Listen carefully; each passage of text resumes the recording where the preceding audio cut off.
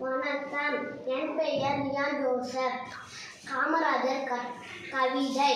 தமிழ்நாட்டின் தாயகமே, ஏழைகளின் சொந்தமே, பல பள்ளிகளை திறந்து படிக்க வைத்த தெய்வமே, மதிய உணவு தந்த தந்தையே, அணைகள் பல கட்டி கொடுத்த ஆதவனே, மனித கடவுள்